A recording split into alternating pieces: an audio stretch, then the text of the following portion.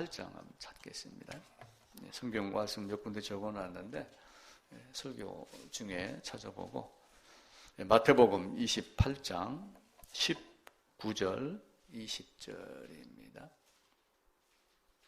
다 찾으셨죠? 52쪽입니다. 함께 읽읍시다.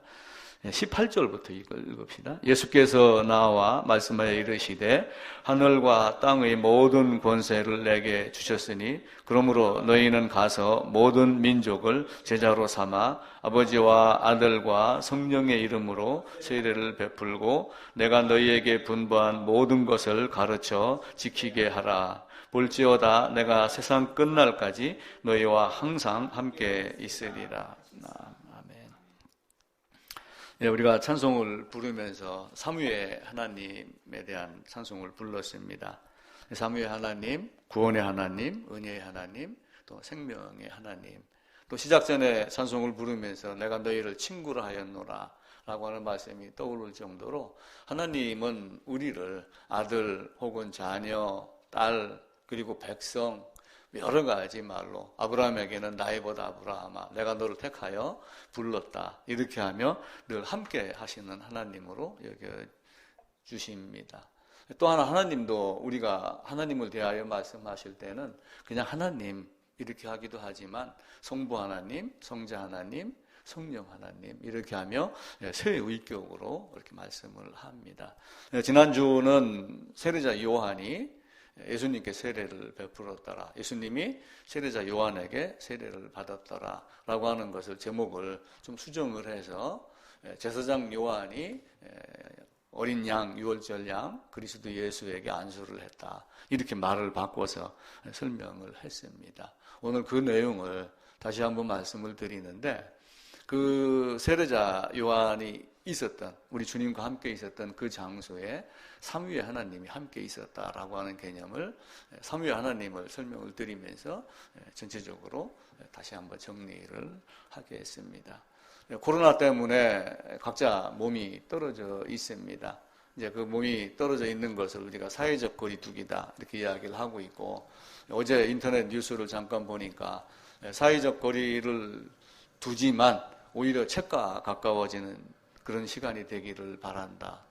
방에 있고 외출 못하고 이렇게 하지만 그냥 텔레비 채널만 돌리는 것이 아니라 우리는 성경 말씀과 더 가까워지고 또 이렇게 하며 우리 주님을 묵상하는 이런 시간이 되면은 더 좋겠다라는 생각이 듭니다.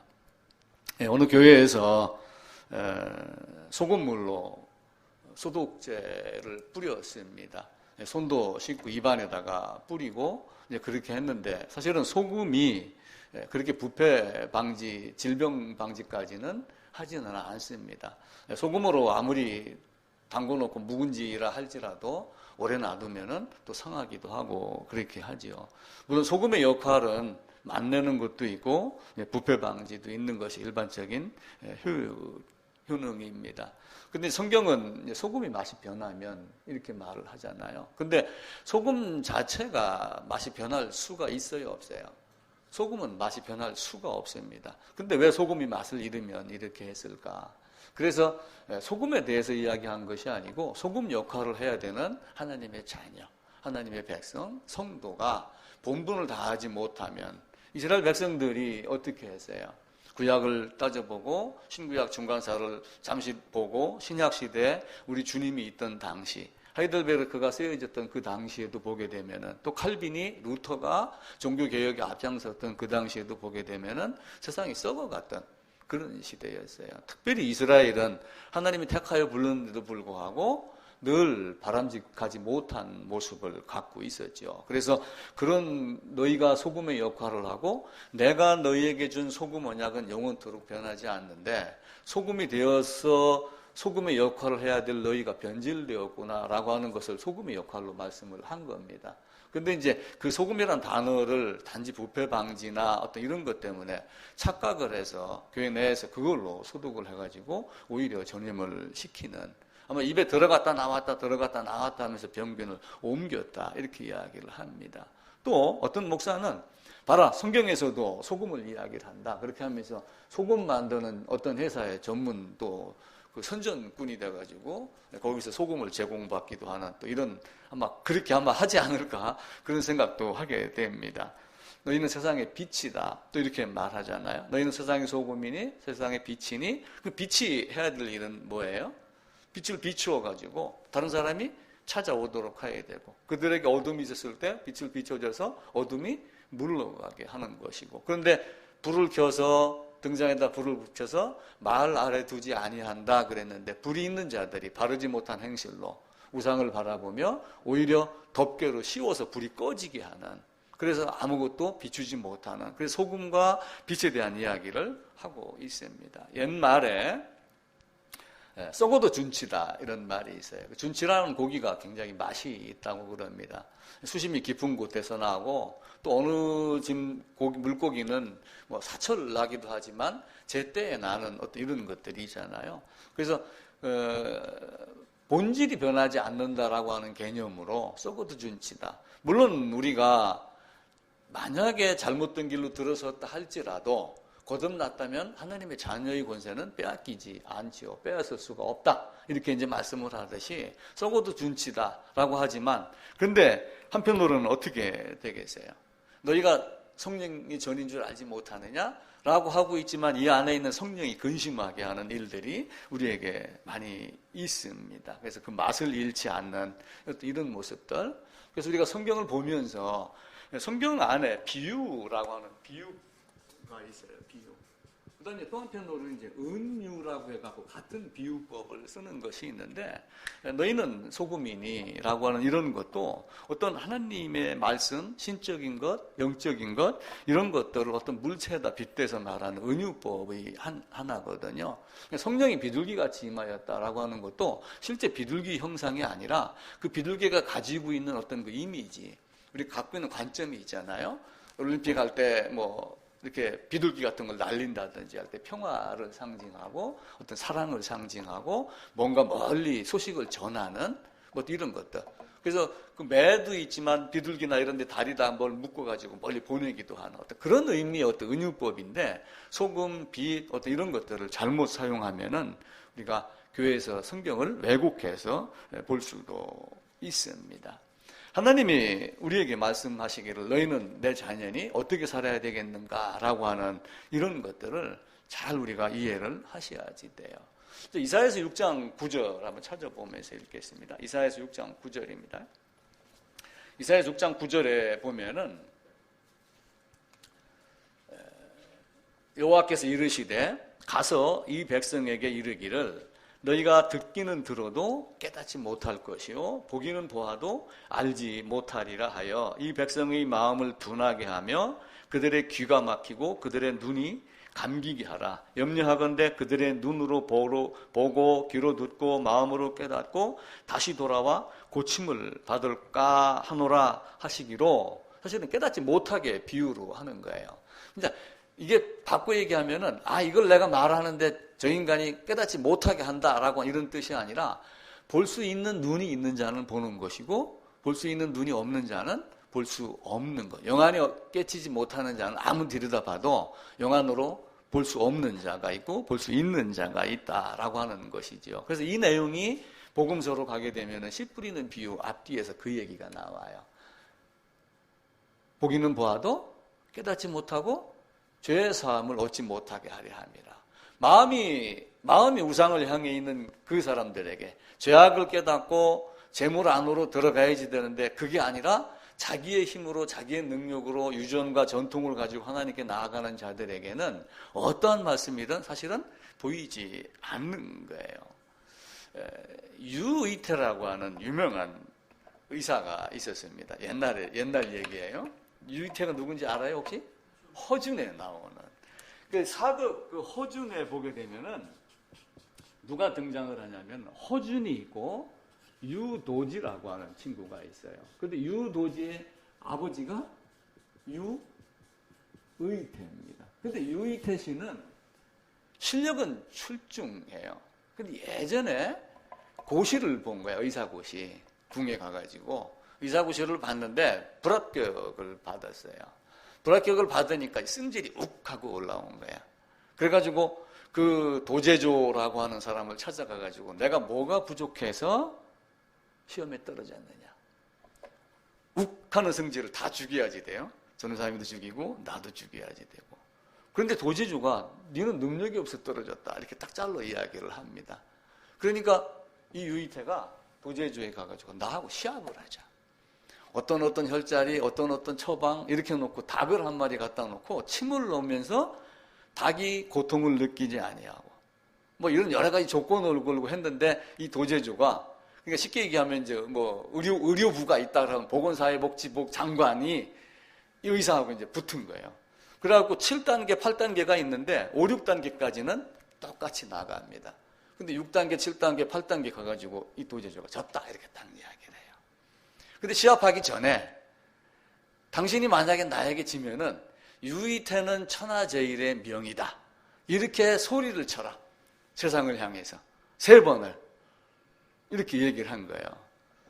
근데 주위에 있는 사람들이 못하게 말려요. 유이태는 자꾸 하라고 얘기를 하고. 그러니까 이 도제조라고 하는 사람이 유이태는 천하제일의 명이다. 한 번 하고 딱 가려고 그러는데 왜 2번째는 안 하느냐? 왜 3번째는 안 하느냐? 이렇게 다 붙여요. 이 사람이 막 모멸감을 느끼고 그 자리를 딱 떠납니다. 유이태가 침을 놓은 닭은 툭 던지면 후룩 날아가요. 모이를 주워 먹고 뛰어다녀요. 근데 도제조가 침을 놓은 닭은 툭 던지니까 어떻게 돼요? 푹 주저앉아요. 힘을 못 쓰, 침 혈자리를 잘못 찾은 거예요. 그래 놓고 승리했다고 집으로 돌아온 거예요. 근데 집에 와서 가만히 생각을 하니까 잘못한 거예요. 심성, 인성에 대한 문제가 생기는 거예요. 기술 능력에 대한 것이 아니라. 그래서 세상에서는 어떻게 얘기를 하냐면은 어떤 것이 있지만 요 보이지 않는 90%의 내적인 걸 갖고 살아야지 요 갖고 있는 역량 요 10%를 가지고 살면은 안 된다. 그 유이태가 변해요. 심성이. 그래갖고 환자가 오면 고름이 놓으면 어떻게 합니까? 우린 손으로 짜잖아요. 입으로 빨아내요. 그런 정도의 심성을 가진 사람으로 바뀌었어. 환자가 오면은 지위고와 빈부귀천을 가리지 않아요. 아픈 거에 따라서 중증 환자 먼저 치료하고 이렇게 합니다. 근데 이 아들 유도지는 환자를 돈으로 봐. 가난한 사람이 오고 천민이 오면 안 받아. 돈 있어? 근데 호주는 이 성품을 비슷하게 닮았어요. 열심히 해. 그러니까 유이태가 누구를 사랑해요? 아들을 사랑 안 하고 이 친구를 사랑을 하는 거예요. 나중에 결말에는 이 친구한테 자기 몸까지 맡겨갖고 해부해봐라. 이렇게 하는데 이 유도지가 아버지를 향해서 계속 원망을 해요. 왜 아버지는 이 사람 와이프도 옆에 서가지고 왜 내 아들, 귀한 아들을 갖고 놔놓고 어서 굴러 들어온 놈 허준을 사랑하고 허준에게 뭐 이렇게 의술을 맡기고 어디 가서 치료하라 이렇게 하느냐. 그러고 유도지가 승질을 내고 막 문 밖으로 방문을 열고 나갑니다. 그때 유이태가 한 말이 있어요. 쟤는 내 자식 아닌 다른 놈을 사랑하는데 이 아비의 마음을 쟤는 모른다. 이렇게 이야기를 해요. 사도행전도 가게 되면 어떻게 합니까? 복음이 누구에게로 간다고 되어 있어요? 이방인에게로 간다. 그럼 하나님의 마음이 그 유이태의 마음보다 더 아프겠어요? 덜 아프겠어요? 내가 택한 백성이야. 나의 벗 아브라함아, 너희가 아브라함의 자손이면 아브라함의 행사를 할 것이거늘 오히려 나를 죽이려 하는도다. 나는 아브라함보다 먼저 아브라함이 나의 볼 것을 보고 기뻐하였던 자였는데 아브라함이 나기 전부터 내가 있었다. 근데 그들이 하나님을 주님을 몰라보니까 보기는 보아도 듣기는 들어도 깨닫지 못하니 그 마음이 얼마나 찢어지겠어요. 저는 그 유이태가 하는 그 말에 가슴이 미어지더라고. 하나님이 이런 마음이에요. 내가 혹 잘못된 곁길로 빠지고 바르지 못한 생각을 하고 있고 이 사람이 그 도제자하고 싸웠던 식으로 내가 어떤 존재, 내 능력이 어떤 것인데 내가 못한 것이 뭐가 있는데 내가 천하제일이야. 이렇게 마음 먹었던 사람이 시골 구석에 가가지고 그 문둥병 환자 찾아다니면서 치료해주고 하는 이런 것들. 근데 호주는 문둥병 환자를 찾아가요. 이 사람은 코를 막고 돌아서. 그런 차이가 있는 거야. 그래서 하나님이 자기를 죽이기까지 이 땅에 오셔서 한 일이 있는데 우리는 어떤 모습으로 살았는가라고 하는 거야. 삼위 하나님은 구원의 하나님, 은혜의 하나님, 사랑의 하나님 여러 있습니다. 우리가 삼위일체 하나님 이렇게 이야기를 해요. 시작하면서 제가 말씀드렸던 대로 세례자 요한이 예수님에게 세례 줄 때, 예수님이 세례 받을 때 예수님이 요한에게 안수를 받고 세상 모든 사람을 넘겨받는 그 현장에 예수님 성자 하나님이 계셨고 성령이 비둘기같이 오셨고 하늘에서 소리가 나서 이는 내 아들이라 이렇게 얘기했던 그 요단강 그 장소에 삼위의 하나님이 계셨습니다. 이 삼위일체 하나님, 삼위의 하나님이라고 하는 성부, 성자, 성령의 개념을 삼위일체로 성경에서는 이야기하지는 않아요. 이런 단어와 이런 교리 자체를 어디에든 이렇게 은근히 넌지시 얘기한 것이 없고 명시된 것도 기록된 것도 삼위일체라고 하는 것은 없습니다. 그럼에도 불구하고 우리는 삼위의 하나님을 알아야지 됩니다. 하나님이 성부, 성자, 성령 하나님으로 우리가 성경 구절을 이렇게 쭉 찾습니다. 그러다 보니까 결국은 어떻게 돼요? 한 분 하나님이지만 성부와 성자와 성령의 세 위격의 관계 속에서 계시는 분이다. 이걸 이제 알고 성부도 하나님이고 성자도 하나님이고 성령도 하나님이다. 우리가 이제 알아가는 거예요. 자, 우리가 기도를 할 때 예수님의 이름으로 기도합니다. 예수님의 이름으로 기도드리옵나이다. 이렇게 이야기를 합니다. 그러면은 성령 하나님의 이름으로 기도합니다 하면 되겠어요? 안 되겠어요? 사실 전혀 관계없어요. 성부 하나님 이름으로 기도합니다. 이렇게 해도 관계없어요. 그런데 너희는 이렇게 기도하라 라고 해서 주님이 가르쳤고 주님이 신성이 아들의 위격으로 육체를 입고 이 땅에 오시면서 우리를 위해서 구속 사역을 했고 이렇게 했기 때문에 그 간절히 기도했던 주님의 명령에 따라서 너희는 이렇게 기도하라 주님의 이름으로 기도합니다. 이렇게 말을 하는 것이지 삼위 하나님을 우리가 위격으로 구분을 관계 속에서 위격으로 이렇게 나눴고 구분을 하는 거지 분리시키는 건 아니거든요. 근데 이제 그걸 갖다 놓고 예전에 어느 분이 나한테 물었어요. 성령 하나님으로 기도하면 안 되겠습니까? 그래서 제가 곰곰이 생각을 해보고서 삼위일체 하나님을 정리를 하다가 보니까 전혀 관계가 없더라. 한 분 하나님이 삼위 하나님으로. 그래서 예수님은 참 사람이시면서 우리가 참 하나님이다 이렇게 이야기를 하죠. 왜냐하면 신성이 육체 안에 충만하게 거하고 그분이 하나님이 성육신하셨기 때문에 그러면서 그분은 참 사람이면서 참 하나님이다. 그래서 그리스도의 일위성이라고 하는 이야기를 합니다. 그리스도의 일위성.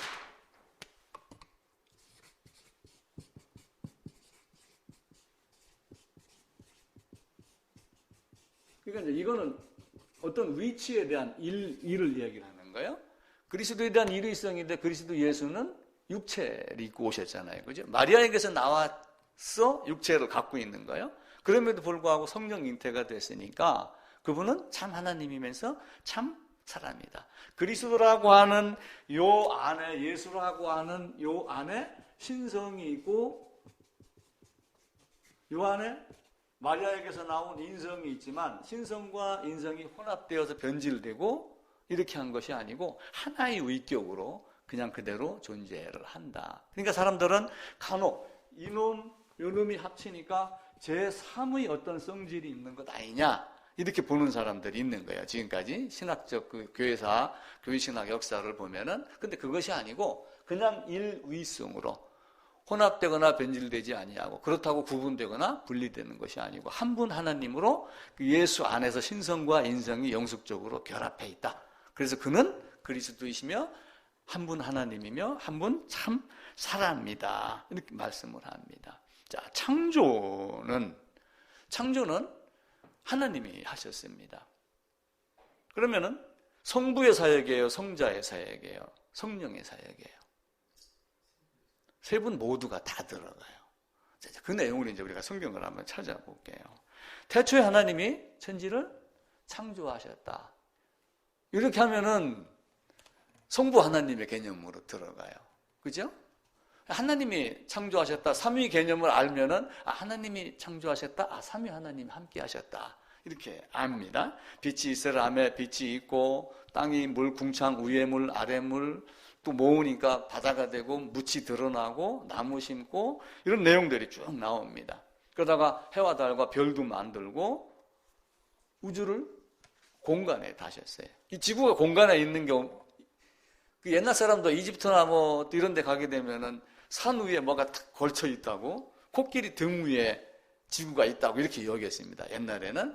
근데 성경은 뭐라고 기록을 해요? 공중에 매달았다. 욥기 26장 7절에 그렇게 말씀을 하셔요. 설교를 들으시면서 그 성경 구절 나오는 거 다 못 찾아보는 거는 메모에다가 꼭 찾아보시길 바랍니다.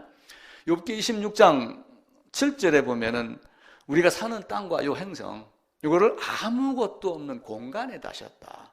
이렇게 이야기를 합니다. 한번 찾아봅시다. 욥기 26장입니다.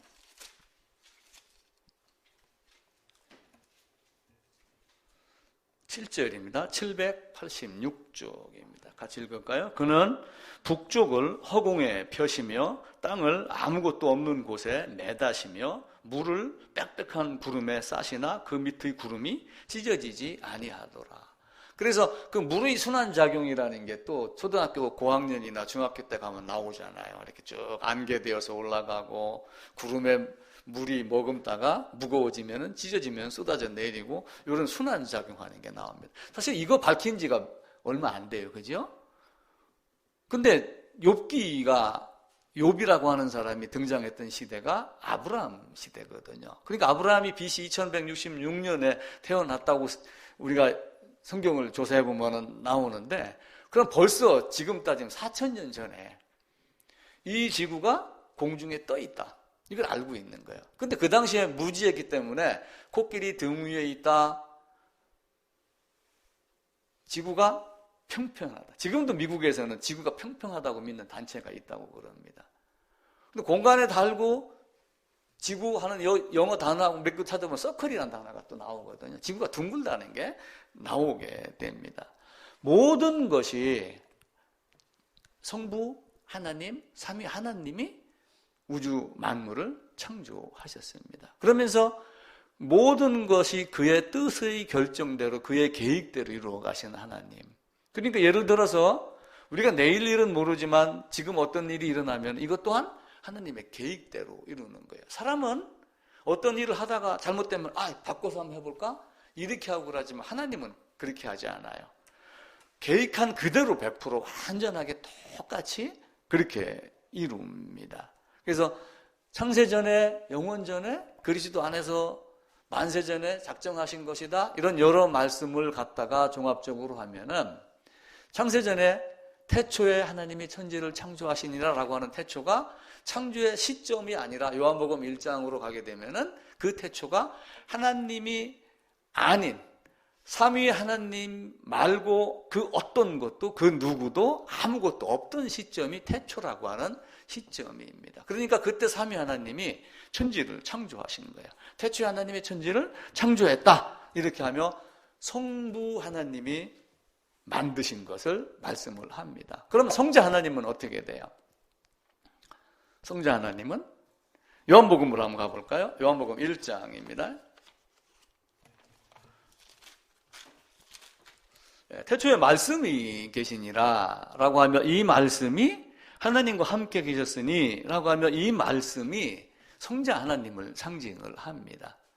근데 이 하나님이 곧 하나님이다 라고 하게 되며 한 분 하나님으로 또 좁혀 들어갑니다.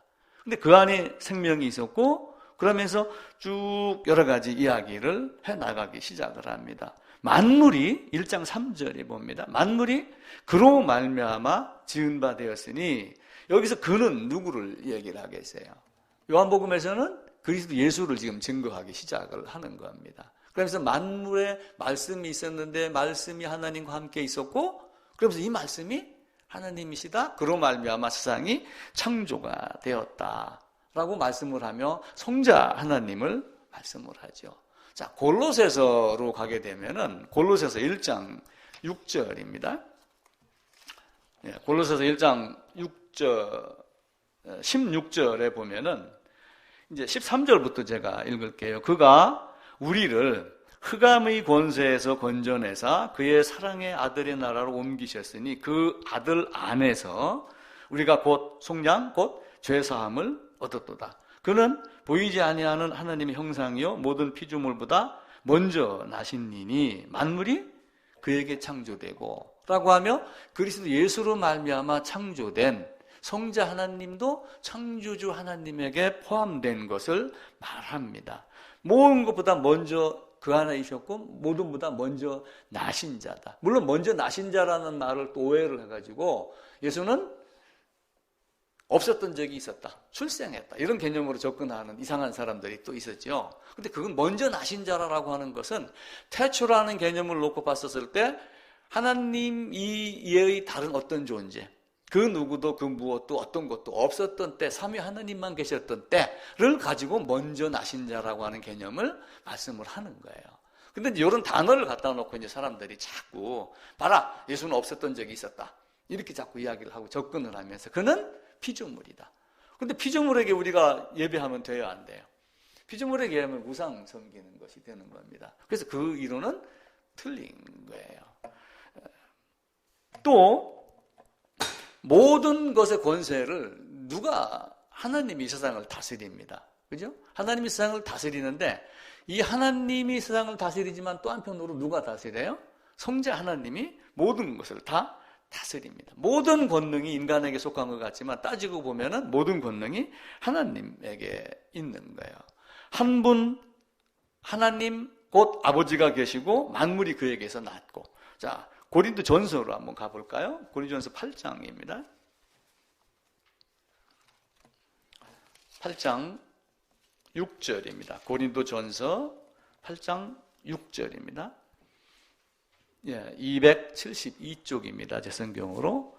같이 읽읍시다. 그러나 우리에게는 한 하나님 곧 아버지가 계시니 만물이 그에게서 났고 우리도 그를 위하여 있고 또 한 주 예수 그리스도께서 계시니 만물이 그로 말미암고 우리도 그로 말미암아 있느니라 라고 하며 성부와 성자 하나님을 말씀을 합니다. 히브리서 1장 2절에 가도 이 모든 날 마지막에는 아들을 통하여 우리에게 말씀하셨다. 근데 이 아들을 만유의 상속자로 세우시고 또 그로 말미암아 모든 세계를 지으셨느니라 말씀을 하셔요. 그러니까 성자 하나님도 창조에 참여하셨어요? 안 하셨어요?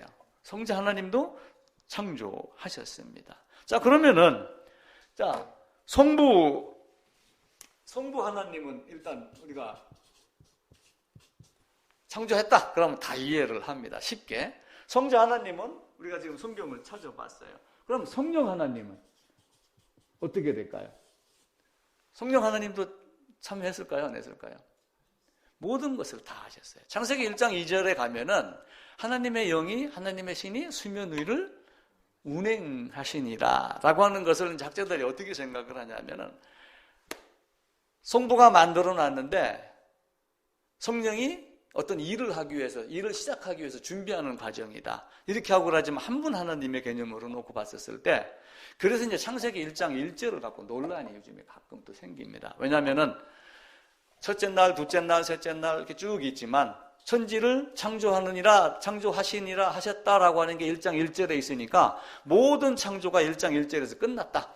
지구 창조도 그때였다라고 하는 것 갖고 또 논쟁을 하는 사람들이 있더라고요.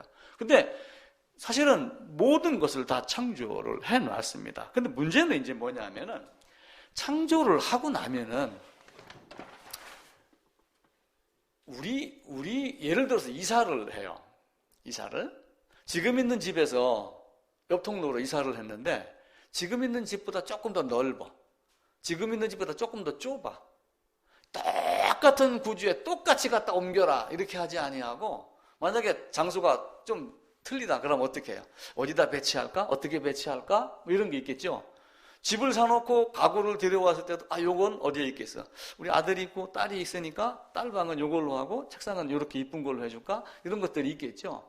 하나님의 영이 사실 그 작업을 또한 하시는 겁니다. 하나님이 세상을 창조했어요. 그리고 첫째 날, 둘째 날, 셋째 날 이렇게 이어져 나가기 시작을 합니다. 첫째 날 빛이 있어라 이렇게 말씀을 하셨죠. 둘째 날 궁창 위의 물, 궁창 아래의 물. 그리고 셋째 날 뭐 했어요? 묻들. 위에 물이 있고 아래의 물이 있는 거예요. 그러니까 궁창 아래의 물은 사실은 지하수의 개념으로 보시면 돼요. 나중에 노아 용수 때 어떻게 돼요? 밖에 안에 들어가 있는 물이 터져 올라오잖아요. 그러니까 요 중간에 있는 것은 우리가 쉽게 이야기를 하는 하늘이 되는 겁니다. 드러나니까 이게 뭐가 되냐면은 묻이 되면서 여기에 뭐가 나게 해요? 나무, 채소, 열매 맺는 먹을 수 있는 먹을거리를 줬다. 이렇게 하고 그러죠. 근데 이걸 가지고 또 짝을 만들어 나가요. 첫째 날, 넷째 날은 뭐예요? 다스리는 자를 준 거야. 그래서 하나님이 세상을 창조하고 이렇게 해가지고 뭔가는 모르지만 구분을 해놓고 분리를 해놓고 그리고 이걸 다스리는 자, 지배자를 준 거예요. 빛, 태양 네가 빛, 네가 달이, 별이 이렇게 하며 태양과 달과 별, 우주 만물 여기다 달아 놓습니다. 자, 그러면은 하늘에는 뭐가 있어요? 하늘에는 뭐가 있어요? 그럼 다섯째 날은 뭘 만드는 거예요? 공중에 나는 새를 만드는 거예요. 쉽죠, 그죠? 한 1, 2, 3, 4, 5, 6 이렇게 짝을 지면은 하늘에 있으니까 여기 새가 있겠네. 당연하죠. 나무가 있고 먹을거리가 있으니까 여기에 뭐가 나와요? 짐승이 나오는 거예요. 이 모든 것을 네가 다스리라. 누구요? 아담. 이 모든 작업을 성령 하나님이, 성부 하나님이, 성자 하나님이 함께 하시는 겁니다. 모든 것을 다 하셨어요. 창조가 6일인지 600년인지 6억 년인지 60억 년인지 우리가 그거 따질 일이 한 개도 없어요. 어쩌면 창조과학회가 큰 실수를 하는 거예요. 창조과학회의 과학의 힘으로 성경을 증명하겠다라고 하는 것 자체가 사실은 잘못된 도전이라고 저는 생각을 해요. 물론 그런 과학적인 방법을 통해서 뭐 예를 들어가지고 프로트론빈이 8일째가 제일 높더라. 아니면 어떤 여러 가지 이렇게 증명해 나가는 건 있긴 있어요. 근데 이걸 가지고 우리가 의도적으로 그 과학을 알아야지 신앙을 알게 되고 성경을 알아간다고 생각하는 것은 잘못된 겁니다.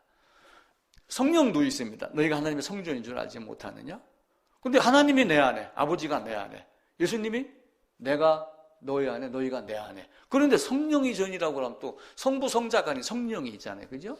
한 분 하나님이 있는데 성부와 성자와 성령이 세 위격의 관계 안에서 계시는 분, 한 분 하나님을 이해하지 못하면은, 아니, 언젠가는 내가 예수 안에, 예수가 내 안이라고 그러는데 왜 고린도서에서는 성령이 내 안에 있다고 그래? 왜 하나님의 전인데 성령이 전이야? 따지려면 못 따지겠어요? 굳이 단어를 싸움을 한다면 그렇게 할 수도 있겠죠.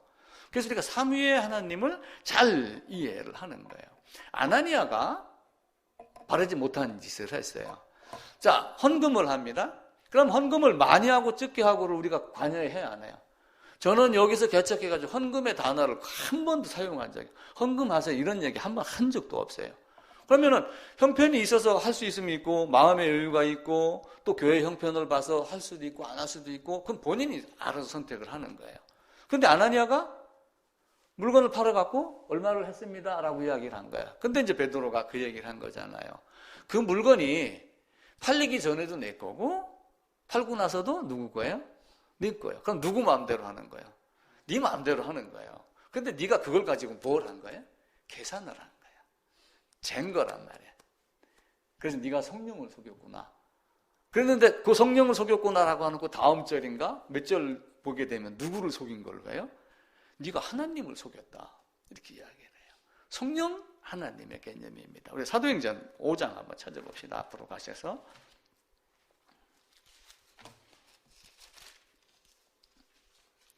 베드로가 이르되 아나니아야 어찌하여 사탄이 내 마음에 가득하여 네가 성령을 속이고 땅값 얼마를 감추었느냐.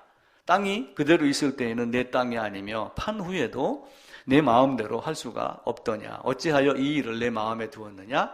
사람에게 거짓말하는 것이 아니요 하나님께로다. 이렇게 하며 성령과 하나님, 삼위 하나님의 개념을 말씀을 합니다.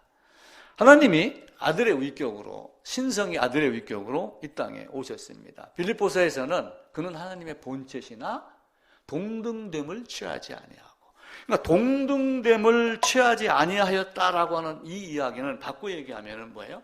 동등하나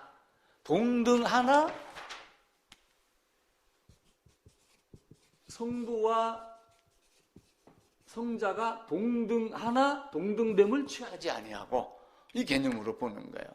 아버지와 나는 하나다라고 요한복음 10장에서 말씀을 하시잖아요. 그런데 동등됨을 취하지 아니하고 성자의 위격으로 오신 거예요. 근데 왔는데 관계 안에서 아버지가 아들에게 가라 이렇게 명령을 한 겁니다. 그러니까 나는 스스로 온 것이 아니요 아버지께서 나를 보내셔서 왔다. 그럼 보혜사 성령은 어떻게 합니까? 보혜사 성령은 내가 아버지께 얘기해서 아버지가 보내신 아버지와 아들에게서 나온 보혜사 성령입니다.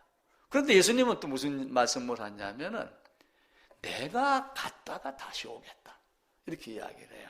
자, 성부가 있고 성자가 있고 성령이 있는데, 이분이 와갖고 이렇게 해놓고 내가 갔다가 다시 오겠다 라고 얘기를 하며 성부와 성자와 성령에 대한 말씀을 또 하고 있습니다. 하나님은 항상 요 삼위의 위격 관계 안에서 계십니다. 아버지가 보내서 오셨고 내가 아버지에게로 나와서 오셨고, 그래서 우리가 한 분 하나님 이렇게 해서 대표적으로 창조를 그냥 성부가 하셨다, 구속은 성자가 하셨다 이렇게 알지만, 사실은 하나님이 죽을 수 있는 사람의 몸으로 이 땅에 와서 죽는 거예요. 왜 그렇게 하셨을까? 그렇게 죽어야지 죄값을, 죄사함을 얻기 때문에 그렇게 하는 거예요. 한국 교회가 죄사함이라는 단어를 아주 싫어합니다. 죄사함 받았어? 그럼 뭐라고 그래? 구원파야? 이렇게 물어요. 근데 성경을 읽을 때는 구원받아라 이렇게 얘기하면 그거 떼놓고 읽어야 돼. 근데 성경 읽을 때는 읽는데 그 단어가 누가 물어보면 구원파야? 이렇게 묻는 거예요. 죄사함 받아라. 내가 너희 죄를 없이 하려고 이 땅에 왔다.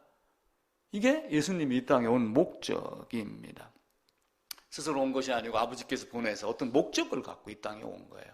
그 목적을 갖고 온 그분이 요한에게 세례를 받을 때, 요한에게 안수를 받을 때, 이는 내 사랑하는 아들이요, 이는 내 기뻐하는 자다 라고 말씀을 합니다. 자, 예수님의 오심은 아버지가 보내서 오셨어요. 자, 내가 아버지께서 보내서 왔다. 요한복음 8장에 가면은 그렇게 말씀을 합니다. 예수님, 내가 스스로 온 것이 아니요 아버지께서 보내셨다. 요한복음 8장에서 얘기를 하시는데, 또 요한복음에 보면은 아버지께서 보내셨다는 단어, 그 성경 말씀이 많습니다. 요한복음 8장 42절, 7장 28절, 5장 36절, 8절 해갖고 한 10군데가 쭉 나옵니다. 근데 실제는 또 한편으로 보면은 성령 잉태예요. 그죠? 천사가 와갖고 성령으로 잉태될 거라고 하면 성령이 오셔갖고 역사를 합니다. 그러면서 성령으로 잉태됐으니 이제는 지극히 높으신 능력이, 성령이 내게 임하고 그 크신 능력이 너에게 입힐 것이다 라고 하며 성령 하나님을 말씀하시면서 한 분 하나님을 또한 말씀을 하셔요. 그러니까 결국은 뭐예요? 성부도 창조사에게, 성자도 창조사에게, 성령도 창조사에게 다 함께 하셨습니다. 한 분 하나님이 하신 거예요. 그러니까 예수님이 뭐라고 그래요? 아버지와 나는 하나다. 아버지가 내 안에 있고 내가 아버지 안에 있다. 아버지께서 내가 나에게 맡기신 내가 그 일을 하려고 이 땅에 왔다 라고 하며 요단강에 들어가서 세례를 받는 거예요. 요단강은 죽음의 강이라고, 요단강 건너가 만날이 우리 찬송도 하잖아요. 죽음의 강입니다. 근데 죽음의 강인데 사실은 우리가 천국 간다 그러면 사실은 어떻게 해야 돼요? 육신을 입고 있으니까 아담의 범죄로 하나님과의 관계가 끊어지는, 관계가 단절되는 첫 번째 이 죽음이 들어와요. 그 다음에는 반드시 죽으리라는 육신까지도 그게 포함이 돼요. 물론 그 에녹과 같이 죽지 않고 올라가는 경우도 있어요. 근데 그건 왜 그렇게 하셨는지 우리는 아무도 몰라요. 어떤 소설인가에 보게 되면 그런 내용이 있답니다. 하나님과 그 에녹이 동행을 한 거예요. 매일 만나 에덴을 거닐듯이 매일 동행을 했는데 아담은 동행을 안 하고 사실은 제 길로 간 거고 이스라엘의 왕이 없으므로 자기 소견대로 행하였다라고 하는 그 말씀이 에덴에 적용을 하면 딱 맞겠죠. 근데 에녹하고 계속 동행을 하고 손을 잡고 대화를 하며 걷다가 보니까 해가 저물었대요. 근데 하나님이 왜 해가 저물었네? 에녹이 저 하나님 저 집으로 가야 됩니다. 그러니까 하나님이 에녹을 가만히 쳐다보다가 야 에녹아, 야 너하고 나하고 이렇게 얘기를 하다 보니까 너희 집에서 너무 많이 떨어져서 너무 멀리 왔구나. 그냥 여기 멀리 떨어져 온 김에 그냥 너 우리 집에 가자 자자. 이래가지고 데려가셨다. 이제 우스갯소리겠죠. 그만큼 이제 하나님과 함께 있었다. 그 이야기를 하는 거죠. 예수는 하나님입니다. 네, 로마서 한번 찾아볼게요. 사도행전 그 뒤에 로마서 9장입니다.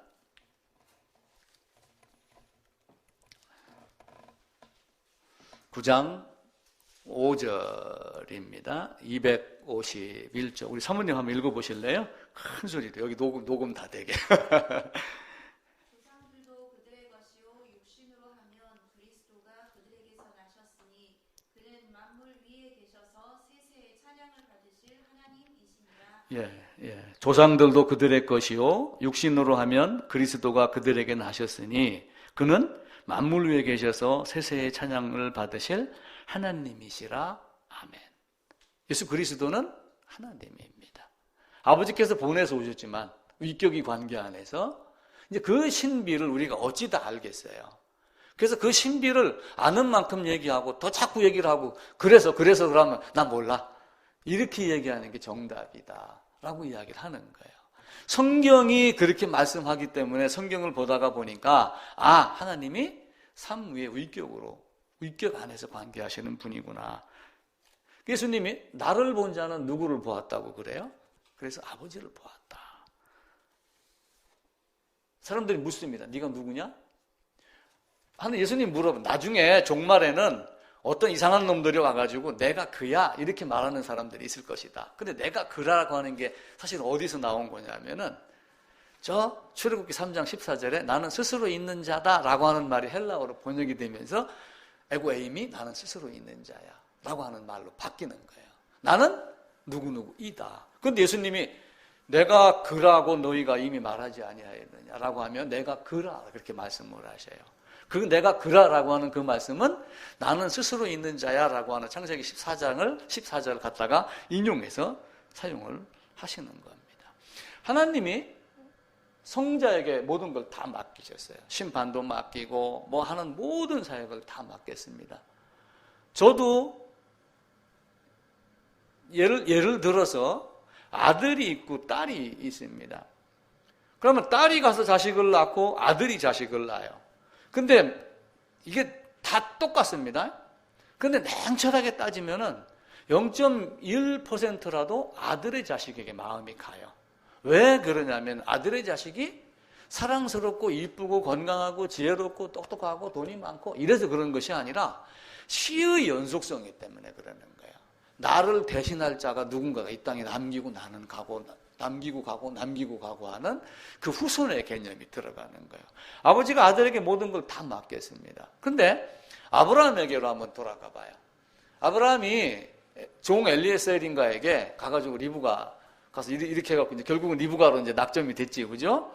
가서 이삭의 아내 될 사람을 구해와라 라고 하는데 이제 가면서 엘리에셀이 기도를 하잖아요. 내가 물을 이렇게 하면 그 여자가 아내가 될 거다라고 했는데 딱 가보니까 등장해요, 안 해요? 리브가가 등장을 하고 거기다 심성도 고와. 이 낙타에게 물을 좀 먹이라 그러니까 그 낙타에게 보통 우물이 이렇게 돼 있으면은 요 아내를 이렇게 나선형으로 타고 들어가가지고 10m, 20m 들어가는 경우도 있답니다. 5, 6m 들어가는 경우도 있고 설령 5, 6m 들어갔다고 해도 나선형 계단을 타고 올라오면 물동이를 모이라 지고 근데 당신에게도 다 주는 그 리브가를 보고 엘리에셀이 우리 아버지 아브라함이 그 아들 이삭에게 아버지의 모든 것을 다 줬다. 그렇게 얘기를 하죠. 그죠? 근데 아버지가 아들에게 모든 걸 다 주는 거예요. 근데 사실은 뭐예요? 너는 누구예요? 너는 나예요. 그래서 아담과 하와를 놓고 봤었을 때도 내 뼈 중에 뼈요, 내 살 중에 살이라 라고 하는 그것은 자, 두 분이 얼굴 한번 마주 봐보세요. 그럼 너는 나야 한번 해보세요. 너는 나야. 그게 부부의 개념이에요. 하나님과 나. 네가 내 안에, 내가 네 안에. 성부가 성자에게 너는 나야, 나는 너야. 그래서 내가 아버지 안에, 아버지가 내 안에. 요 하나의 개념이 들어가는 거예요. 그래서 심판도 다 아들에게 맡기고 내 아버지께서 나에게 모든 것을 다 주셨다라고 하며 아버지의 것이 다 내 거고 사실은 다른 성경 말씀을 쭉 들어가게 되면 내가 바로 그야. 내가 성부 하나님이야. 내가 한 분 하나님이야. 우리가 위격으로 이렇게 구분해서 이야기를 하지만 사실은 나는 그런 존재야. 그래서 성령도 뭐라고 그러냐면 내가 갔다가 다시 오겠다라고 하면 성부와 아버지와 내가 하나지. 그죠? 근데 성령 내가 갔다가 보여서 성령으로 다시 오겠다라고 하면 또 성령과 내가 하나라고 이야기를 합니다. 그러니까 성부와 성자, 성령은 똑같아요? 똑같지 않아요. 다 본질이 하나인 같은 본질을 가진 그 하나님 그걸 이야기를 합니다. 그래서 우리가 연합이라고 하는 것 그리스도의 일위성에 대한 이야기를 했잖아요. 연합인, 헬라어 N 어디 안으로 들어가는 거야. 그러니까 그냥 단순하게 안으로 들어가는 것이 아니라 실제의 어떤 그 합이라고 하는 개념 막이 없어지는 거예요. 막이 없어지는 것. 뿌연한 뭔가 보이긴 보여. 뭐가 보이냐? 예, 이만한 구름 같은 게 보입니다. 보이냐? 예, 보입니다. 근데 이미 뭐가 있었어요? 엘리야에게는 뭘 얘기를 했어요? 이미 비가 올 거라는 걸 미리 얘기를 했어요. 비가 올 걸 알고 있는 거야. 조그만 게 뭐가 보이냐라고 했었을 때 사화는 조그만한 구름이라고 얘기했지만 엘리야는 뭐예요? 비구름이 몰려오고 비가 몰려오는 걸 이미 알고 있는 거예요. 그래서 창세전에 영원전에 만세전에 모든 것을 다 해놓은 겁니다. 그 하나님이 우리에게 말씀을 하시는 거예요. 아, 삼위 하나님이 함께 하셨고 내가 갔다가 다시 오겠다. 아버지와 나는 하나다. 우리는 위격 안에서 함께 계시는 분이다. 이야기를 합니다. 그래서 연합이라고 하는 개념은 하나가 되는 개념이에요. 그래서 연합을 구약에서의 개념 연합 우리가 이제 로마서 6장으로 들어가가지고 로마서 6장에서 연합 이렇게 하게 되면 도대체 연합이 어떻게 되는 건가? 이게 참 애매모호할 수도 있어요. 근데 창세기에 가게 되면은 아담과 하와가 동침하매라고 하는 그 동침의 단어를 썼었을 때 히브리어로 그 야다라고 하는 이게 알다라고 하는 뜻이거든요. 이 그냥 우리가 하나님을 알고 믿었느니라고 하는 아는 것은 여기로 아는 그거 이 개념이 아니라 막이 뻥 뚫어져서 그 안에 들어가는 거예요. 자, 부부 다 결혼했습니다. 결혼했습니다. 이제 유튜브를 이제 보시는 분들도 결혼한 분입니다. 우리 이제 성도님들이. 자, 죄송하지만 또 부부 관계를 이야기를 할게요. 구약에 가게 되면은 혼인을 했었을 때 장인, 장모 되는 사람이 사위가 예를 들면 못된 짓을 하고, 이 사람은 처녀가 아니었어. 만약 이런 식으로 한다라고 그러면 표를 가지고 간다고 그러죠. 레위기에 그런 나옵니다. 자, 그러면은 우리가 처녀 막 이렇게 이야기를 해요. 처녀 막.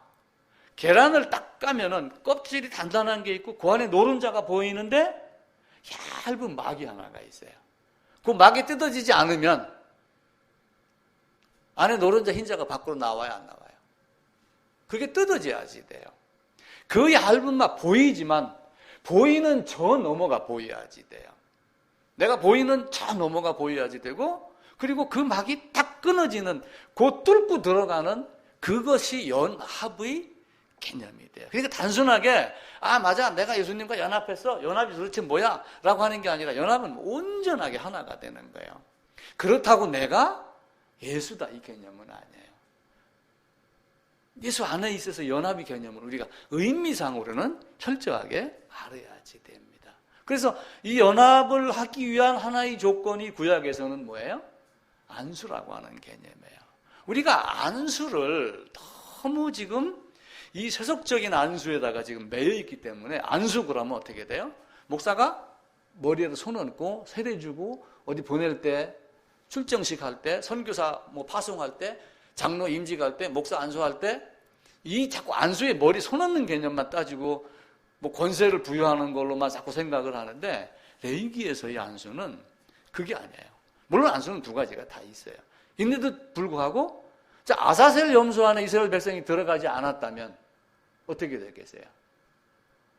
죄가 넘어가요, 안 넘어가요? 보편적인 부르심으로 모든 사람에게 성경 이야기를 다 했어요. 들리는 자가 있고 들리지 않는 자가 있어요. 그럼 들리지 않는 자는 어떻게 돼요? 안수를 해도 지난번에 제가 커피 잔 남은 커피 있었죠, 그죠? 따로 부어도 실제는 남아있는 자가 있는 거야. 믿음으로 들어가는 자가 있고 믿지 아니함으로 들어가지 못하는 자가 있는 거예요. 안수 인 엔이라고 하는 거는 그런 의미가 있는 거예요. 그래서 로마서 6장에서 그리스도와 합하기 위하여 세례를 받은 우리는, 그러니까 세례가 예수와 합하여 세례를 받은 우리는, 그러니까 단순하게 세례가 그냥 뭘 줬다 이런 개념이 아니라 합하기 위한 방법이에요. 그게 구약에서 얘기하는 안수고, 요단강에서 예수님이 요한에게 안수를 받고 요한에게 속한 모든 사람을 다 넘겨받은 겁니다. 저는 이 세상에는 60억 중에 한 명 나 빼놓고 다 그것을 부정해도 나는 그것을 목이 잘려도 그걸 주장하고 내가 본 것은 그거였어요. 그래서 나는 이야기를 한다고 그랬죠. 바울에게 가가지고. 그때 이 의미로 이거 적어놓은 거죠. 근데 왜 좀 상세하게 설명 안 하고 그냥 말만 툭 던지고 갔습니까? 아마 바울이 이사야서 6장 9절에서도 그랬잖아.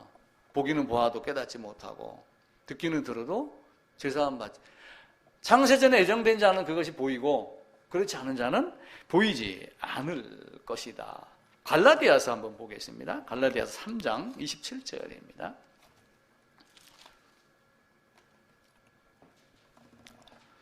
26절, 7절, 8절 같이 한번 읽읍시다.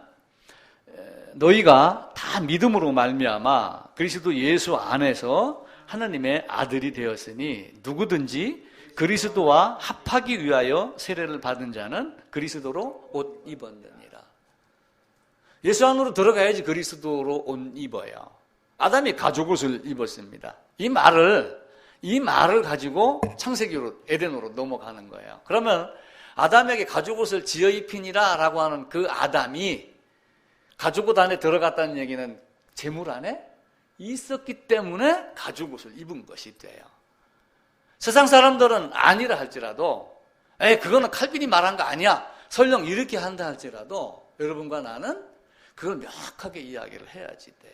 안수가 세례가 그냥 단순하게 물을 뿌리고 뭐 제사하는 거다 뭐 이런 개념이 아니라 성경에서 그리스도와 합하기 위하여 세례를 받은 우리는 이라고 하는 그 개념을 철저하게 알아야지 됩니다. 그래서 바른 성경에는 누구든지 그리스도와 합하여 세례를 받은 자는 그리스도로 옷 입었느니라 이렇게 이야기를 하고 있고, 킹 제임스 성경은 너희 중에서 그리스도 안으로 세례를 받은 자는 다 그리스도로 옷 입었느니라. 말을 약간 바꾸면서 설명을 했죠. 근데 결국은 뭐예요? 예수 안으로 들어갔었을 때 예수로 옷 입었느니라가 결정이 되는 거예요. 그러니까 우리는 교회 가서 뭐 공부 좀 하고 학습반 세례반 거치고 입교하고 뭐 하고 하다가 보면 나는 예수로 옷 입었어 이렇게 생각을 하는 사람들이 있어요. 그렇게 생각해서 그것이 이루어진다면 얼마나 감사해요. 그런데 성경은 합하기 위하여 세례를 받고 그 안으로 들어가지 않으면 옷 입은 자가 되지 않는 거예요. 그래서 제가 에사 안으로 들어간 야곱에 대한 설명을 드린 거예요. 성경을 종합적으로 보고 왜 야곱이 그렇게 했었을까? 그럼 야곱하고 에서가 있습니다. 근데 야곱의 어머니가 누구였어요? 리브가였어요. 리브가의 남편은 야곱이었어요. 그럼 야곱과 리브가는 둘이에요, 하나예요? 하나예요.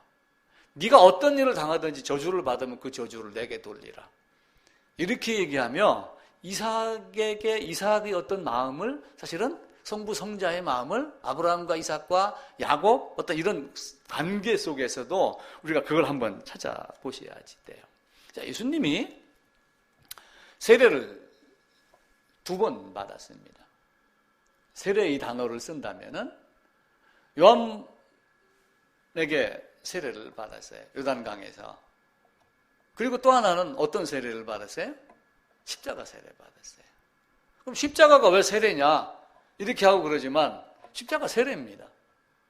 나는 받을 세례가 있으니 라고 하며 그 세례 받는 장소를 향해서 사실은 33년을 살고 30년을 살고 3년 공생애를 사시면서 오늘과 내일과 모레는 내가 가야 할 길을 가리니 그렇게 하면 어디를 향해서 가요? 예루살렘 밖에서는 죽는 법이 없느니라 하면서 그분이 거기를 가게 됩니다. 나는 받을 세례가 있으니 내가 받는 세례를 너희가 받을 수 있느냐? 내가 마시는 잔을 너희가 마실 수 있느냐? 이렇게 물어요. 그러면 그 잔이 이런 잔이겠어요? 이 떡이 성찬 예수의 몸이다. 그런데 성경 말씀 중에 또 하나는 이 잔이라고 표현한 게 있어요. 포도주가 아니고. 그죠? 그럼 가톨릭에서 자 봐라 떡이라고 했는데 그럼 잔이 바뀌어요? 만약에 바뀐다 그러면 포도주가 바뀌어야지. 은유에 대한 개념을 사람들이 이해를 하지 않는 거예요. 그 잔을 무슨 잔이라고 그래요? 아버지께서 내게 주신 잔. 하나님 어찌하여 나를 버리셨습니까? 이 잔을 내게서 좀 멀리 가게 해주세요. 이걸 좀 피하게 해주세요. 그런데 내 뜻대로 말고 아버지의 원대로. 그러니까 아버지가 나를 보낸 그걸 하려고 내가 이 땅에 왔습니다. 그런데 아버지가 한 일 그거를 내가 다 이루었습니다. 그런데 그것은 언제부터? 영원전부터 창세전부터 모든 걸 다 해놓은 거를 내가 아버지께서 나에게 하라고 한 일을 내가 다 이루었습니다 라고 하는 거예요. 이 잔을 내게서 옮길 수 있으면 옮겨주세요. 그런데 옮길 수 없다면 아버지 뜻이 아니라 내 뜻대로 말고 그래도 내가 이걸 위해서 왔으니까 어떻게 가셔야 돼요? 안 가셔야지 돼요. 그 고난 고통이 있더라도 그 길을 가는 거예요. 자, 삼위 하나님이 이제 또 다시 돌아갑니다. 예수님이 부활하셨어요. 그럼 예수님을 누가 살렸어요? 아버지께서 살렸다고 성경은 말씀해요. 그런데 예수님이 또 무슨 얘기를 하냐면은 나는 버릴 권세도 있고 다시 오실 권세도 있다. 이렇게 얘기를 해요. 그러니까 부활은 누구의 능력으로 된 거예요? 아버지께서 살렸지만 또 한편으로는 성자 하나님의 스스로의 능력으로 된 거예요. 그런데 성령의 능력으로 살렸다는 말이 또 나옵니다. 그러니까 삼위 하나님이 이 우익격의 관계 안에서 그냥 한 분 하나님의 개념 이해되시죠? 그죠? 그렇게 해서 나가는 거예요. 예수를 죽은 자 가운데서 살리시는 이의 영이 너희 안에 거하면 너희 죽을 몸도 훗날 살리겠다. 그러니까 그리스도의 부활은 성부의 역사지만 성자의 역사이기도 하고 성령의 역사이기도 해요. 그래서 이 삼위 하나님을 우리가 잘 이해를 해야지 돼요. 다시 요단강으로 돌아가면은 요단강 안에 앞으로 죽어야 될 예수님이 거기서 세례를 받아요. 자, 이 장면을 뭐하고 바꿔서 하냐면은 여기 이렇게 큰 성이 있습니다. 그리고 여기 낭떠러지가 있어요. 이 낭떠러지에서 떨어지는 게 뭐였죠? 레위기 16장에 가면은 아사셀 염소가 있어요. 이 중간중간에 움막이 있고 움막이 한 10개 정도가 있다고 그래요. 여기서 뭘 하냐면은 염소 2마리를 가지고 한 마리는 속죄제의 개념으로 보는 앞에서 죽입니다. 이렇게 해서 네가 죽었느니라. 이렇게 해서 또 한 마리는 죽이고 또 한 마리는 여기다가 이렇게 안수를 해갖고 여기다 뭘 넘긴다고 그랬어요? 모든 죄와 모든 불이라고 하는 것은 우리가 행한 것에 이야기하는 것이 아니에요. 그건 당연한 거예요. 죄가 죄를 나오게 하잖아요. 그죠? 죄가 죄를 짓게 해요. 죄를 짓게 하는 죄를 갖다가 넘겨주는 거예요. 그건 뭐예요? 죄인입니다. 이게 안 되면 안 돼요. 여보, 당신 나하고 결혼합시다. 근데 내 사랑만 가져가요. 몸뚱이는 지금 내가 여수에 있을게. 당신 혼자 원주 가서 살고 내 사랑은 가져가세요. 되겠어요? 안 되겠어요?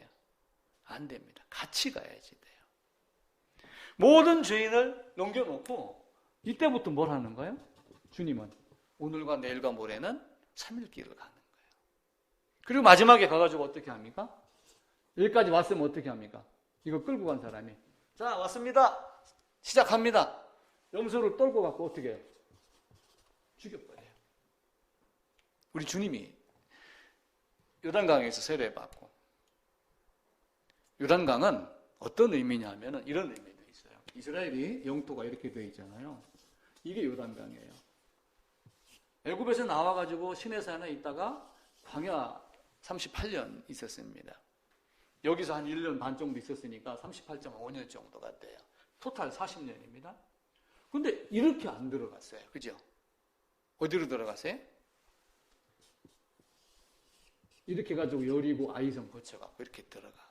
그래서 요단강은 가나안으로 들어가는 입구가 돼요. 요단강은 하나님 나라로 들어가는, 하나님 나라의 영토로 들어가는 대문이 되는 거예요. 근데 거기로 가기 위해서 지금 이 작업을 계속 하는 거예요. 그러면서 예수님이 안수를 받고 예수님이 세례를 받자 성령이 비둘기같이 내려오며 하늘에서 음성이 들리며 이는 내 사랑하는 아들이요. 아브라함이 이삭을 데리고 갑니다. 내 사랑하는 아들 이삭 독자 이삭을 어디로 가라고 그래요? 모리아 산으로. 네 사랑하는 아들 독자 이삭 이는 내 사랑하는 아들이요. 같은 맥락이에요. 그리고 이는 내 사랑하는 아들이며 이는 내 기뻐하는 자가 돼요. 왜 기뻐하는 자가 돼요?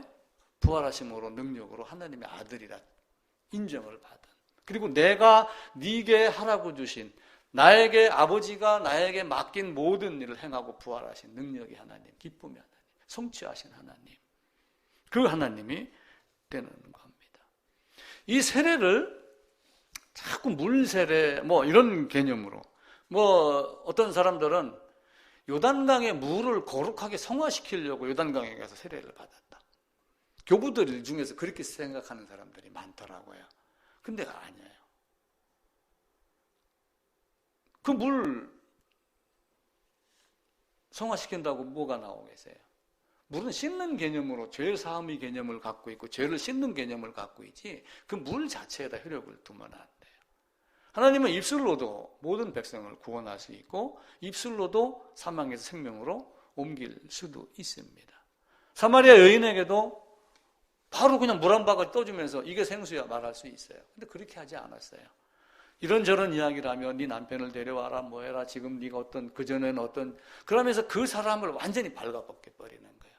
오갈 데 없는 존재로 만들어 놓고 그리고 네가 하나님을 찾아도 이 산도 예루살렘도 아니고 영과 진리로 예배할 때가 올 것이다라고 하면 내가 곧 길이요 진리요 성령은 진리니라 라고 하는 그 하나님께 나아가는 것만을 말씀을 하셔요. 그러니까 이 삼위 하나님이 요단에서 예수님에게 요한을 통하여 마지막 제사장이라는 개념을 보는 거예요. 예전에는 제사장들이 어떻게 했어요? 제물을 드리고 이렇게 해도 그 효력은 사실은 1년밖에 가지 않았어요. 사실은 효력에 대한 개념을 히브리서 갖고 자꾸 따져갖고 이렇게 할 의미도 없어요. 왜냐하면 그건 단순하게 모형으로 반복해서 보여주는 과정이었지 그 제사가 효력이 있다 없다는 당연히 없는 거예요. 당연히 없는 거. 단지 뭐예요? 보여주면서 이걸 가지고 예수를 믿은 자, 지금 이 보여주는 이걸 가지고 보는 자. 시편 103편에 가게 되면은 이걸 딱 던져놓고 나서 하신 말씀이 있어요. 제일 먼 곳이 어딘가? 지금 내가 서 있는 곳에서 제일 먼 곳이 어딘가? 어디라? 지구에서 제일 먼 곳 어디에? 내 등 뒤? 동에서 서. 동에서 서는 가도 끝이 없이 동에서 서요. 근데 여기 서 있는 데서 남극, 그런 극점이 있어요. 북극도 북극점이 있어요. 포인트가 있는 거야. 근데 서는 돌고 돌아도 서예요. 그래서 시편 103편에 내 죄를 동이 서에서 먼 것 같이 내 죄악을 멀리 옮겼다.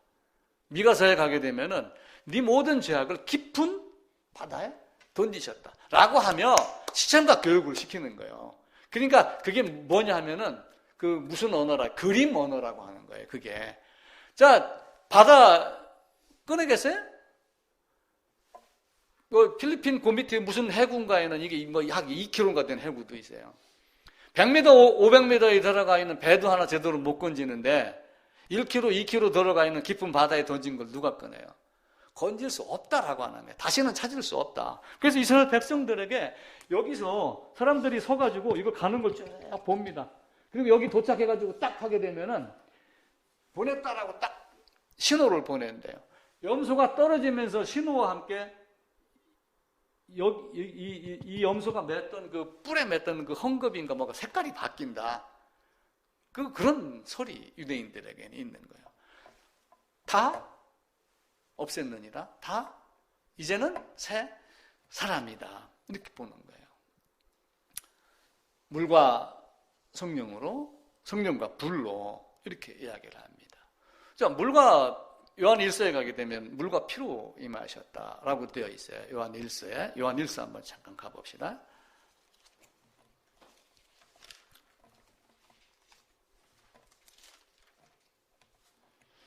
요한 1서 5장입니다. 5장. 이는 물과 피로 임하신 이시니 곧 예수 그리스도시라. 물로만 아니요 물과 피로 임하셨고 증언하신 이는 성령이시니 성령은 진리라. 증언하는 이가 셋이니 성령과 물과 피라. 이 셋은 합하여 하나다. 근데 이제 킹제임스는 성령과 물과 피를 성부, 성자, 성령으로 표시를 했어요. 번역을 할 때. 근데 실제 원어는 물과 피가 나와요. 휘도르하고 그 피, 블루드 이 개념으로 씁니다. 근데 교부들이 물은 요단강에서 세례 받음으로 아들이라 인정을 받은 것이다. 근데 세례 받기 이전에도 그는 아들이었어요. 하나님의 아들로 이 땅에 오셨습니다. 왕으로 오셨고, 피는 십자가의 죽으심이라고 하는 것은 공통적으로 이야기를 해요. 근데 이제 아우구스티누스가 이렇게 이야기를 합니다. 성령은 그분께서 내주셨고, 피와 물은 옆구리에서 나왔고, 교회는 이 피와 물에서 나온 것이다라고 하며 그 물과 피로 임하신 그것을 우리 그리스도 예수의 죽음 자체로 놓고 봐요. 그런데 신약 성경에서 용례를 쭉 따져보면 물은 씻는 것, 생수 공급하는 것, 생수의 근원 이렇게 하면 하나님 한 분을 또 말합니다. 피는 죽음, 예수님의 십자가 이걸 많이 말하고 있죠. 그래서 레오라고 하는 교부는 성화하시는 성령, 속량의 피, 세례의 물, 이 셋은 구별되지만 이 가운데 어느 하나도 다른 둘과 일치해서 벗어나지 않는다. 그러니까 이제 위격 관계 안에서 서로 본질이 하나이다. 그 이야기를 하고 있는 겁니다. 하나님이 요한에게 세례 받았습니다. 근데 그 한 분 하나님, 삼위의 위격으로 계시는 하나님. 자, 기독교 강요를 보면은 또 삼위 하나님에 대한 이야기를 칼빈이 정리를 잘 해놨어요. 이스라엘에 들으라. 우리 하나님 여호와는 유일하신 하나님. 그 유일이라고 하는 건 단 하나, 한 분 하나님을 말해요. 또 only one이에요. 더 only one. 오직 하나이신 하나님, 한 분 하나님만 말합니다. 그런데 그분이 성육신하여 오심으로 하나님을, 삼위 하나님을 더 명확하게 한 분 하나님을 삼위 하나님으로 드러내셨다. 이렇게 이제 말을 바꿔 설명을 합니다. 한 분 하나님이지만 성육신하여 오심으로 삼위 하나님의 개념을 더 명확하게 드러냈다. 한 분 하나님이지만 삼위의 위격이 관계 안에서 계시는 하나님이다. 라고 하는 것을 말합니다. 사도 바울도 그 이야기를 해요. 에베소 4장에 가게 되면은, 에베소로 가볼까요? 에베소 4장입니다.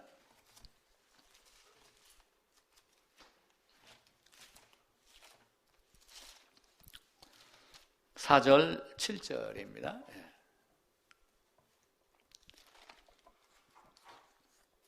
몸이 하나요, 성령도 한 분이시니 이와 같이 너희가 부르심의 한 소망 안에서 부르심을 받았느니라. 주도 한 분이요, 믿음도 하나요, 세례도 하나요, 하나님도 한 분이요. 우리가 각각 구분하여 말을 할 수 있지만 한 분 하나님이심. 은사가 여러 가지라고 해서 성령이 나뉘나요? 많은 사람에게 여러 은사를 줬어요. 너는 뭐 병 낫히는, 너는 예언하는 능력, 너는 통역하는 능력, 이런 많은 걸 줬어요. 그러면 성령이 나뉘어요? 아니에요. 성령은 나뉘지 않아요. 그냥 성령은 한 분 하나님입니다. 내가 갔다가 다시 오겠다라고 하는 그 성령은 한 분 하나님이에요. 성령 하나님이며 성자 하나님이며. 그래서 한 성령으로 세례를 받아 한 성령을 마시게 하였으니까 유대인이나 헬라인이나 종이나 자유자나 다 하나이니라. 이렇게 얘기하면서 예수 안에, 성령 안에, 성부 안에, 내가 아버지 안에, 아버지가 내 안에, 너희가 내 안에, 너희가 아버지 안에 라고 하는 그 하나님을 말씀을 합니다. 그리스도의 피로 가까워졌다. 그래서 우리가 믿음이라고 하는 개념도 세례도 하나요. 믿음 몇 개예요? 믿음은 하나입니다. 그럼 믿음이 같다면 같은 말을 해야 돼요? 다른 말을 해야지 돼요? 믿음이 하나면 같은 말을 해야지 돼요. 근데 왜 교회마다 말이 다 다를까요? 왜 목사들 설교마다 말이 다 달라요? 단어가 달라도 뜻이 같은 경우가 있고, 그죠? 단어는 똑같은데도 뜻이 전혀 다른 경우가 있어요. 왜 그래요? 믿음이 다르기 때문에 그래요. 하나님의 말씀을 똑바로 받아들이지 않았기 때문에 그래요. 하나님의 말씀을 똑바로 이해하지 못했기 때문에 믿음이 다르니까 결국은 우상이 많은 거예요. 신들이 많은 거예요. 하나님 위에 다른 것들로 또 하나님이라고 여겨지는 겁니다. 그게 우상, 이단이 되는 거예요. 이단은 끝이 다른 게 이단인데 결국은 이단은 왜 이단이 생겨요? 시작이 다르니까 이단이 되죠. 담 넘어가는 거하고 문으로 들어가는 거하고 번제단 통과는 다 합니다. 그죠? 근데 예수라고 하는 문을 통과하지 않으면 지성소에 들어가요? 못 들어가요? 못 들어갑니다. 담 넘어가면서 양 가지고 왔을까요? 문으로 양을 끌고 들어가지 담 너머로 양을 갖고 들어가지 않아요. 담 너머 들어간 자는 사실은 번제단도 통과 못한 거야. 안 한 거야. 구경만 하고. 다 아는 거야. 아, 손 얹고 안수하는구나. 그리고 넘겼습니다. 제물 됐구나. 죽이고 피는 갖고 들어가고 고기는 갖다 갖고 번제단에서 태우고 알아요, 몰라요? 다 알아요. 어쩌면은 죄 때문에 벌벌벌벌 떨면서 제물 끌고 온 사람보다 더 훤하게 알아요. 이게 신학일 수가 있어요. 신앙과 신학은 그래서 다른 거예요. 신앙은 신학이 아니에요. 그럼에도 불구하고 우리는 그것을 그 사람들보다 더 상세하게 알아야 되고 네가 그 말했지만 그 말이 이거야 라를 갖다가 설명할 수 있는 능력이 있어야지 됩니다. 그래서 한 분 하나님이 딱 보이면서 성경을 읽다가 보면 삼위 하나님이 보여야지 돼요. 그러다가 성부와 성자와 성령 하나님이 딱 보이기 시작을 하면 그때부터 또 뭐가 보여야 돼요? 한 분 하나님이 보여야 되는 거예요. 이스라엘아 들으라, 우리 하나님 여호와는 오직 한 분이신 유일하신 하나님이니 라고 하는 거죠. 그래서 성부와 성자와 성령의 어떤 이런 차이점, 위격으로 구분을 하는 거지 분리가 되는 건 아니다 라고 하는 것을 꼭 기억을 하고, 먼저 성부를 생각하고 그 다음에 성부에게서 성자가 나왔고 성부와 성자에게서 성령이 나오셔서 또 성부 하나님을 내가 보혜사 성령으로 와갖고 내가 너희에게 모든 것을 가르치고 생각나게 하려 합니다 라고 하면 내가 한 일 그걸 가르치는 거예요. 성부가 창조했고 성자가 창조했고 성령이 창조하신, 성부가 사람으로 오셨고 성자로 오셨고 신이 하나님의 신성이 성부로 성자로 오셨고 그리고 그분이 죽고 그분이 갔다가 다시 오고 하는 이 모든 것들, 단지 우리가 크게는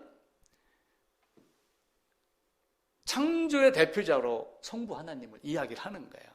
그렇다고 창조는 성부의 사역, 구속은 성자의 사역, 이렇게 사역의 구분이 되어 있는 게 아니에요. 사역의 구분이 잘못되면 그런 식으로 양태론의 개념으로 갈 수 있어요. 한 사람이 있는데 집에 가면 남편이고 쟤한테는 아버지고 역할 분담을 자꾸 하는 이런 개념의 양태론이라 아니란 말이에요. 그러면서도 우리는 큰 틀에서 그냥 어떤 대표하는 사역으로 성부께서는 창조의 사역으로, 구속의 사역으로는 성자의 사역으로, 실행하는 능력 이루시는 분으로서는 성령의 사역으로 특별한 관계로 이야기를 합니다. 그런데 이 삼위 하나님이 차이가 있어요, 없어요? 차이가 조금이라도 있을까요, 없을까요? 전혀 차이가 없어요.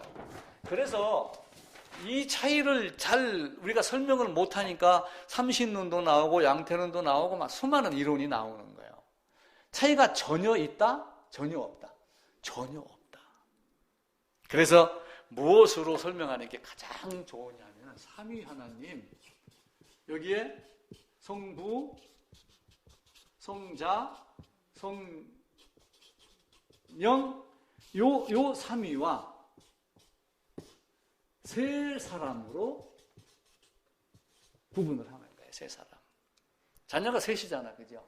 똑같이 밥 먹이고, 똑같이 한 집에서 재우고, 똑같이 용돈 주고, 그래도 같아요, 틀려요?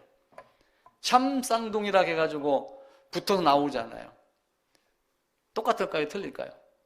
틀려요. 아무리 똑같은 사람도 우리가 봐서는 잘 이해 못해요. 우리 한의사님 딸도 지금은 내가 이제 조금 구분해. 키하고 뭐 이런 거 표정을 딱 보고 대충 알아요. 처음에는 몇 년 동안 구분을 못했어요.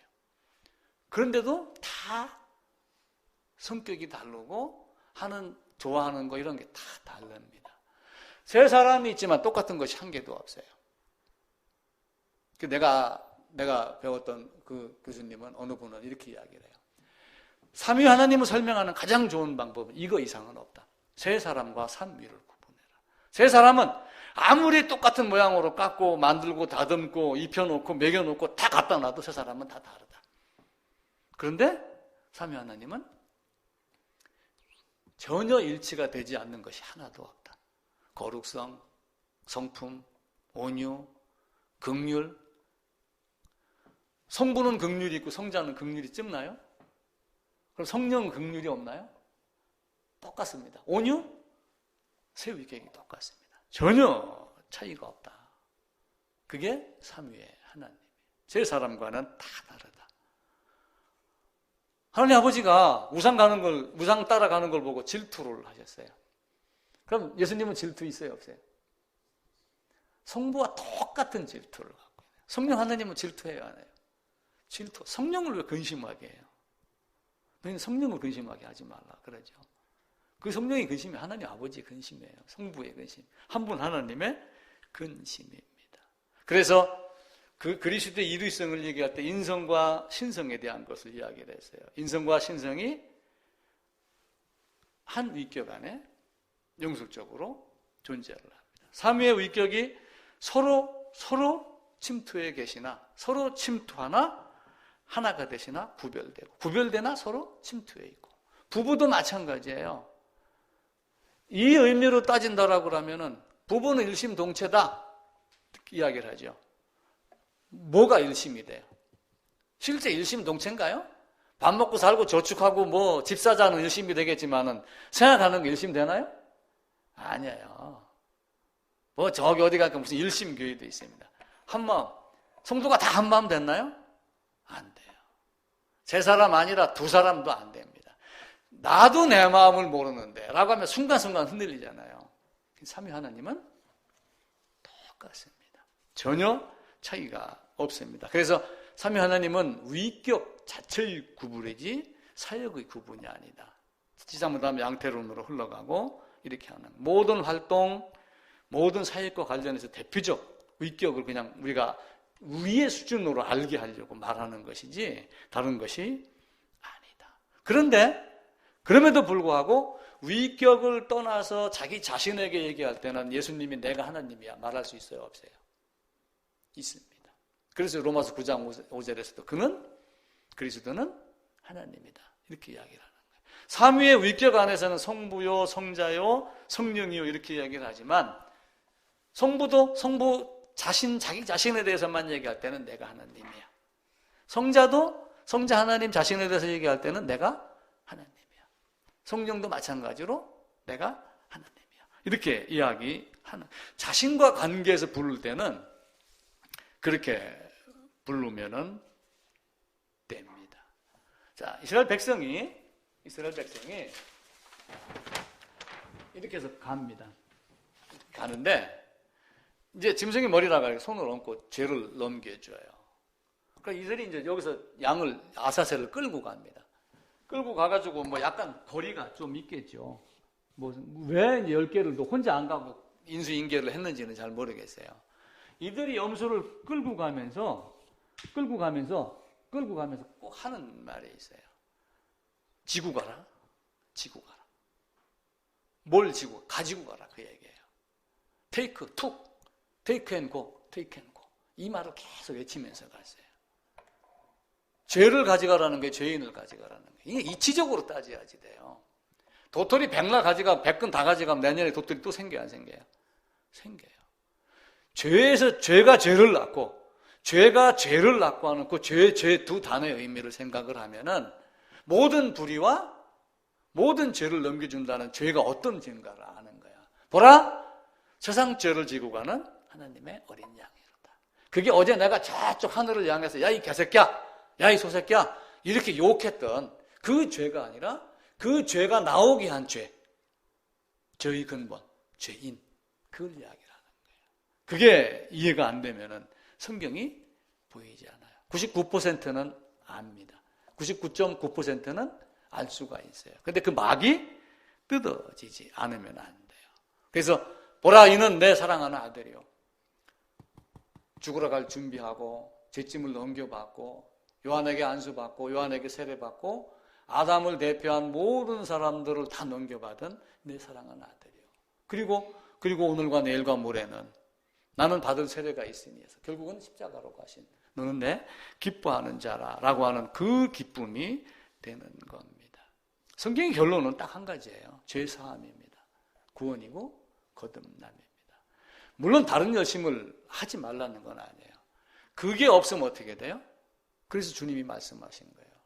반석 위에 집을 짓지 않으면 창수가 나고 홍수가 나고 탕류가 쓸려 내려올 때 그 집에 부딪히되 그 반석에 부딪히되 반석은 있고 집은 쓸려 나가죠.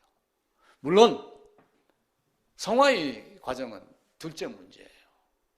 잘 살고 못 살고 2차적인 문제입니다. 근데 문제는 뭐냐면은 내가 아들이 됐느냐 안 됐느냐, 자녀가 됐느냐 안 됐느냐, 그거예요.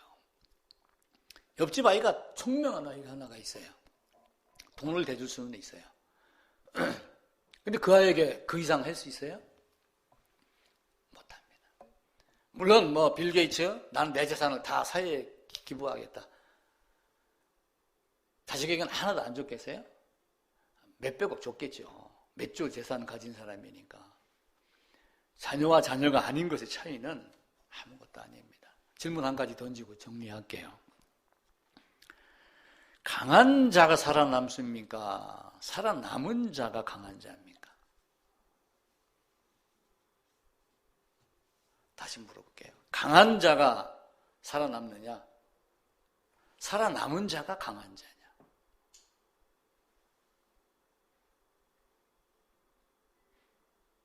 일반적으로 강한 자가 살아남는다 이렇게 생각을 해요. 근데 결론에 딱 가게 되면은 살아남은 자가 강한 자 같아요. 성경은 그 살아남은 자가 먼저 되라고 이야기를 해요. 너희는 먼저 그의 나라와 그의 의를 구해라. 프로야구가 개막이 늦어졌습니다. 어제 신문에 아주 공을 잘 던지는 투수가 하나가 있어요. 근데 이 친구가 뭘 잘하냐 하면은 헛스윙을 하도록 공을 교묘하게 잘 던져요. 그런데 재계약을 어제 그저께인가 간신히 마쳤대요. 그러면서 그 친구가 재계약이 늦어진 이유, 그게 신문에 나왔어요. 그래서 나 그걸 딱 보고서 내가 오늘 설교 때 좀 이야기 좀 해야 되겠다. 자, 프로야구 감독이 커브 잘 던지는 사람을 원해요? 강속구를 원해요? 물론 커브 잘 던져서 스트라이크 아웃 많이 잡으면 좋죠. 근데 근본적으로는 강속구 투수를 원합니다. 그게 감독의 기본이에요. 헛스윙을 유도해가지고 잘 잡는 거를 원하는 게 아니라 감독은 스트라이크를 넣어서 스트라이크 아웃 잡는 능력을 본대요. 그러니까 이 친구가 너클볼, 무슨 볼 해가지고 자꾸 헛스윙을 유도해가지고 하는데 사실은 스트라이크 존으로 안 들어가는 거야. 스트라이크 존으로 들어가는 척하다 어떻게 볼이 떨어지고 했는데 알고, 물론 그것도 재주는 재주예요. 근데 감독은 가운데 빵빵 꽂는 사람을 원하는 거예요. 옛날에 최동원, 선동열이보다 최동원이 더 잘 던진다고 사람들이 생각하는 이유가 그것 때문에 그러는 거예요. 선동열은 약간 기교를 부렸지만 최동원은 죽으나 사나 직구로 승부를 했어요. 박찬호도 유현진만큼 공을 잘 못 던져. 직구를 따지면 박찬호가 더 나은 거예요.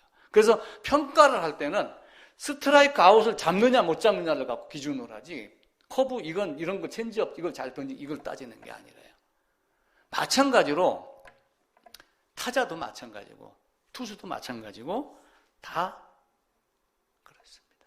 성경도 딱 하나예요. 먼저 그의 나라와 그의 의를 구해라 라고 하는 그 말의 의미를 우리가 아주 곱씹어야지 돼요. 그것 한 가지 때문에 삼위 하나님, 한 분 하나님이 신성이 아들의 위격으로 오셔서 수많은 고난, 고통 겪고 그리고 죽으시고, 그런데 사람들은 이 과정 중에 일어났던 어떤 일들을 해석하느라고 지금 정신이 없는 거야. 근데 이걸 다 알으면서 우리 주님 앞에 가가지고 주님이 우리를 길에서 가르치지 않냐 했습니까? 아무리 애친들 예수님이 네가 내 아들이 아닌걸, 네가 내 친구가 아닌걸, 내 백성이 아닌걸, 내가 원하는 방법, 내가 원하는, 자, 예를 들어서 이게 번호키라고 해보세요.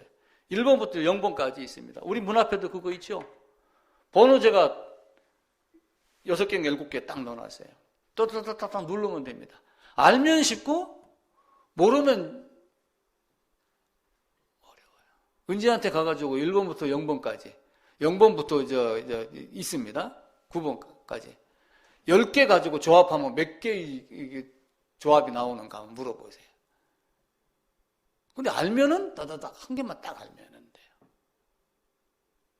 너희는 먼저 그의 나라와 그의 의를 구하라 라고 하는 거.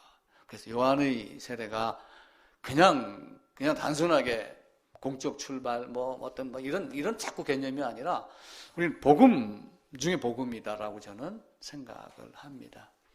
하나님께서 우리에게 주신 그 사랑을 여러분들이 꼭 기억을 하고 진짜 구해야 되고 얻을 것이 무엇인가를 생각하는 여러분 되시기를 부탁을 드리겠습니다.